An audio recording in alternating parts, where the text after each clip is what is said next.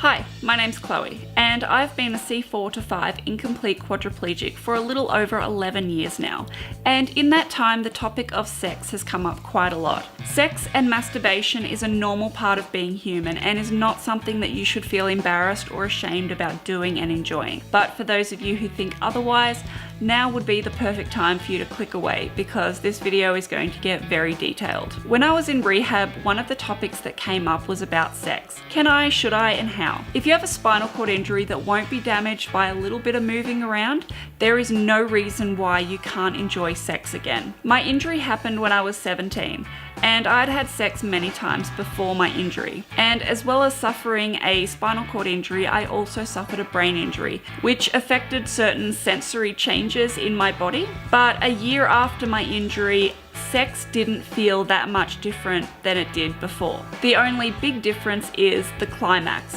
It's either non-existent or so small that I barely feel it. But there are lots of different creams that you can get that will make everything down there feel a whole lot better.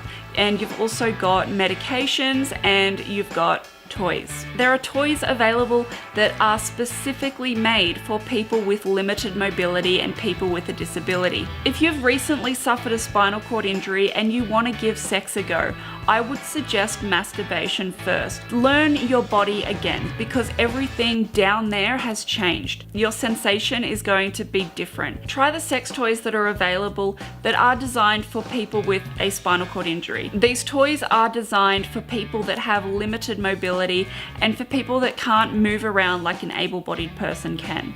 I tried this cream called O, which makes everything down there a whole lot more wet and a whole lot more enjoyable with sex. And this cream also helps with masturbation as well. After a spinal cord injury, there is a chance that you could get dysreflexia from using a vibrator or from using a cream that's not quite right for you. So make sure that you do some research on the creams and lube that you use. Make sure to use water-based lube because they absorb into your body. If you use oil-based lubes, it can cause a yeast infection, it can cause a whole lot of other problems, and it can cause dysreflexia, which is not a good thing with a spinal cord injury. You can also try tablets that are available for men and for women.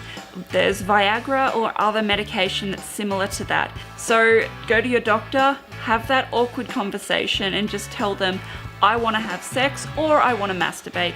It's a doctor, they're a professional, don't feel embarrassed. Masturbation and sex is completely normal. And now we get into how. This all depends on the person. It depends on how much movement you have in your upper body and your lower body, how much sensation you have, and how much strength you have. I have limited mobility in my upper body. I have use of my legs, but there are certain positions that make it a whole lot easier. This position is probably the number one, and I would highly recommend this one. But you do have to be a little bit movable and a little bit flexible to do this position, but it's good if you don't have that much movement or if you have a lot of spasms in your legs. But there are a lot of things out there available to help keep your legs in position. Straps that you can use, toys that you can use a dildo or you can use a strap-on. All of these things are available if you're willing to look. And sex positions and masturbation positions are going to be different for everybody, depending on your injury and how much movement you have. And certain medications can limit the amount of feeling that you have. I take baclofen, which is a muscle relaxant, and that helps to stop the spasms in my legs, but it also stops the spasm of an orgasm.